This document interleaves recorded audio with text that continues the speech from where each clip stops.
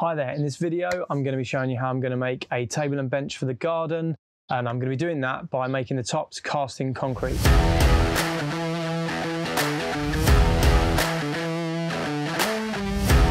So I'm using this build as a bit of a practice run, as I've got a houseboat that I'm currently in the middle of building, and I want to make the worktops for that project out of concrete. So we're currently in the middle of COVID-19 and I've got a lot more free time on my hand than usual, so I thought what better time than to practice this in the garden while the weather's good. Okay, to start with, you're going to want to make a mould. Now, molds, as I've explained in previous videos, you can make out of all different types of materials, but for this project, I decided to use some melamine faced chipboard, which is relatively cheap. It's got a nice glossy finish to the surface, which obviously I want to achieve that onto the concrete when I poured it. Melamine, if you don't know what it is, you will have seen it in bedroom furniture, and you can get it from most hardware stores. So the first thing you want to do once you've got your melamine is to cut strips to make up the sides of your mold. My concrete top that I'm creating, I wanted it to be 55 millimeters, so I ran strips of 55 millimeter melamine that I would then fix onto a large sheet of melamine to make up my sides. So to fix my sides in place, I simply used screws, but I made sure that I pre-drilled all the holes first. So golden rule, if you don't pre-drill when you're drilling into chipboard, particularly on edge, it will split. And if it doesn't, you're very lucky, but to be drilling this many holes, you are gonna have it split or damage the surface of the melamine. So I highly recommend that you pre-drill your holes. And I also countersunk the holes to mean that the screws went straight into the timber and no heads were sticking out of the top. And that will help later on when you pour your concrete, trying to keep the top flat. So before I started this build, I wanted to do some sample pieces first. So what I did was I ran a couple of samples about this size just to see how much material I needed for that size, the kind of finish that I'd get, and then I experimented with different mixtures. This gave me the confidence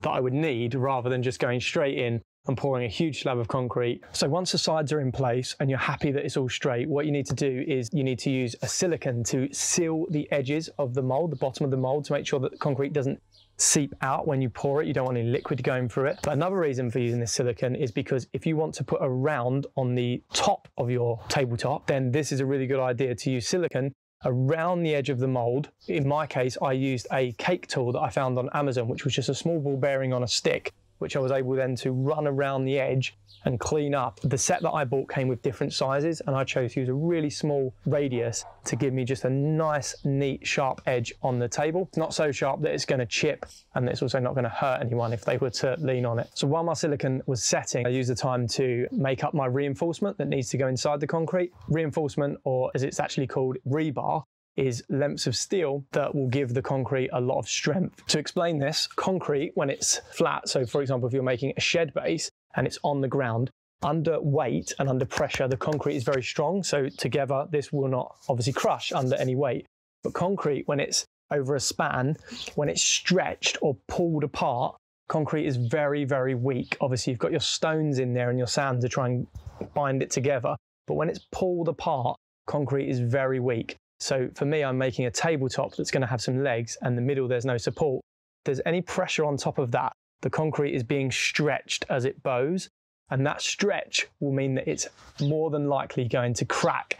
So it's really important to add rebar or reinforcement into the concrete. My rebar came to around £30 for both the table and the bench. It came in 6-meter lengths, which I then needed to cut and then tie together using some metal wire to make up a mesh, which then I would be placing into my mold. The next thing I needed to do was think about how I was going to attach my legs to my concrete, because I didn't want to pour my concrete, have it set, and then start drilling into the concrete and risking cracking and all the rest of it. I found some steel legs online that had been powder coated, and they had pre-drilled holes in the top to be fixed into place. So what I did was I used stainless steel bolts, and I chose to set them into the concrete when I poured it. To do that and make sure it was 100% accurate, I used some plywood that I cut to shape, and I drilled the holes very carefully to line up with the legs. And then I set my nuts and bolts in them so that the heads of the bolts would be in the concrete when I poured it. So I spent a lot of time getting this perfect and getting it ready. I use stainless steel parts here. If you don't use stainless steel and you just use galvanized nuts and bolts, they will rust in time. And I didn't want that because obviously I'm setting them within the concrete. I didn't want it to cause any issues later on down the line. Another reason I used timber here was I wanted the timber to be set inside the concrete. So when I poured my mold, I wanted the timber to be level with the bottom of the concrete. The reason for that was I've got steel legs and I didn't want them to be landing straight onto the concrete when I fixed them for a number of reasons, because steel is obviously very strong and so is concrete. And I thought if there was any bumps in the concrete or any stones that would get in the way, then one of them would have to give. And I didn't want any damage to come to mainly the concrete, but I didn't also want to damage the legs. So using the plywood in there meant that I had a nice flat surface that the legs were going to locate onto, but the ply would also be a little bit more forgiving. Now, once all of this is done, and I've obviously done a few dry runs, making sure that my rebar fits inside and that my silicone edge is all sealed and nicely done and my legs fit in the right place, spend a lot of time getting this 100% right. The last thing I needed to do, because this was going in the garden, I needed to make a hole in the middle for the garden umbrella. Now, I thought I was very clever in doing this. I used some plumbing pipe with some plumbing insulation, which gave me the 55mm hole that I required. I wrapped that in cling film, silicone sprayed it, and the idea was I was going to hot glue gun that in the middle of the mold. Unfortunately, I wasn't thinking very straight on this, because as soon as I used the hot melt glue gun onto the insulation pipe, it melted and completely ruined it. It was a very bad idea, but this is why obviously you do everything dry run first and you practice. In my panic to find something that would fit, the only thing that I could find in my possession that worked perfectly was a deodorant can, which was tall enough and the exact dimensions that I needed, and it was empty. So I pierced it to make sure there was no more gas inside of it.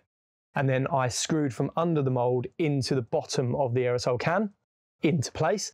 And then I siliconed around it exactly as I did around the edge of the table to give me a round on the top of the umbrella piece. I wasn't sure if this was going to work. This was totally last minute decision. I hadn't had a lot of thought on this. So it was going to be a real test to see if that would even come out of the mold later on. Now, obviously, because this is my mold, I didn't want it to be any defects or damage or any marks on the mold. So before getting ready to pour the concrete, I did a thorough clean of the mold, and then I used a vacuum cleaner to make sure there was no dust or any particles in there that would obviously show in my piece when I pour. To finish the mold, what you then need to do is make sure you use a release agent. So I've mentioned this in previous videos. You can use all sorts of things. Olive oil is one that I've heard used quite a lot. But I use a silicone spray, a plumbing spray, and I sprayed that over the entire mold, all of the inside, and particular interest was spent around the deodorant can to make sure that it didn't stick. Now, due to the weight of a concrete tabletop, but given the size of mine and the calculations that I'd worked out, I worked it out to be, it'd be about 20 stone for this tabletop, just the table alone. I thought it was a good idea to make sure that I poured my concrete in the location in which I want the table to be, meaning that I didn't have to carry it far after it was released from the mold. I also completely covered the area in tarpaulin to make sure that when I was mixing up my concrete, that I didn't make a huge mess. Obviously now there was only one thing left to do, and that was to pour my concrete, but I will say that the prep work is the thing that takes the longest in this project. And I would really, really urgently recommend spending time on all of those parts. If you don't do it, you're likely when you pour the concrete, there's going to be a mess, there's going to be issues. So I would urge everyone that's taking part in this project that's never done it before, take your time with the prep work, making sure you've covered all bases, because the last thing you want is to have a panic when you're pouring your concrete. So the mix I used for this was a 6-to-1 mix. So it's a very strong concrete, a strong mix as it's called. And that was 3 parts sharp sand, 3 parts 10mm aggregate, very small shingle, and then 1 part cement. And what I did was, to make this process a bit easier for myself, I mixed up bucket loads of this first with my sand, aggregate and cement before I started adding water to each bucket. This just meant that I wasn't frantically trying to measure out while I had concrete going off. To work out my mixes, I also used a concrete calculator. I'm going to add the link below. I will say I was surprised at how much effort it took to mix up the concrete and pour it. I should have known, given that it was 20 stone in weight, but I did find the whole process an incredible workout. So I poured it in 4 stages. I poured the base first, then I added the rebar, and then I got my bolts for the legs in position, and then I poured the remaining concrete in. Unfortunately, I had the camera set up for this and the camera stopped randomly throughout the pour. And obviously because I was panicking, I didn't keep a check on the camera. So unfortunately, I didn't get the entire pour. So once I was happy with concrete, that it was all in the mold, I used my hands to really get in there and push the concrete down, making sure that it got into all the corners and around the nuts and bolts that I'd set into place. And then I flattened it off with a piece of timber across the top. And the last thing left to do really was to vibrate the mold. So vibrating the mold is to get all the bubbles, because obviously your mold is poured upside down. The bottom of the mold is going to be the top of your table. So the bubbles are all sitting at the bottom.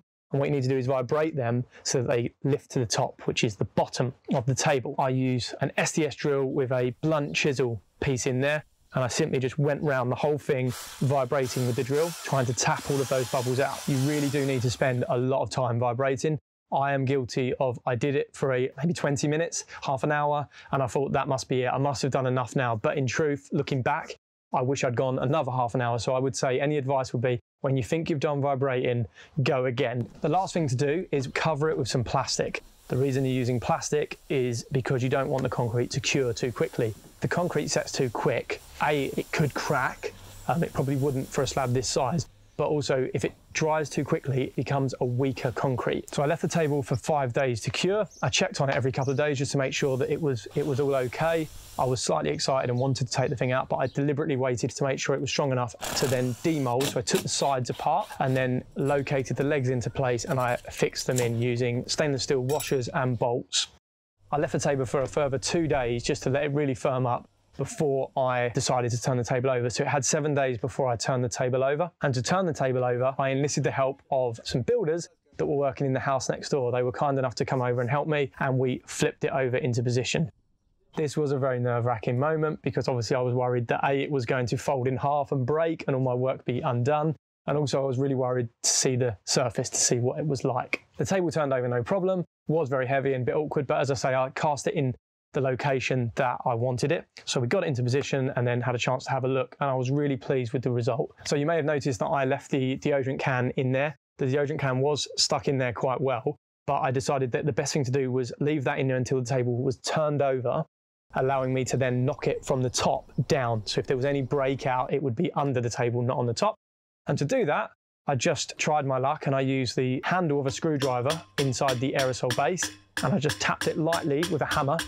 And I found that it was surprisingly really easy. It just slowly slid its way out, didn't cause any breakout, and it left a really good finish. And that is it. That is how I made a table and bench using concrete and some legs that I found online. The whole process took around a week from, making the mold, pouring the mold, and then waiting my time to turn it over. Most of the time was spent waiting. I am going to eventually seal the table using a concrete sealer, but I really wanted to leave the table for 28 days just to fully cure. The table did have a few air bubbles on it, quite a few in fact on the table where I hadn't vibrated enough. So my advice would be, again, vibrate more in the future. I may fill those and polish the concrete, but if I'm honest, for this project and the garden, I think it looks really cool and I'm quite happy with it. So I'll see how I feel in another 2 weeks. If I'm feeling like I want to get rid of them, then I will just fill them with some cement and polish it out and then seal it.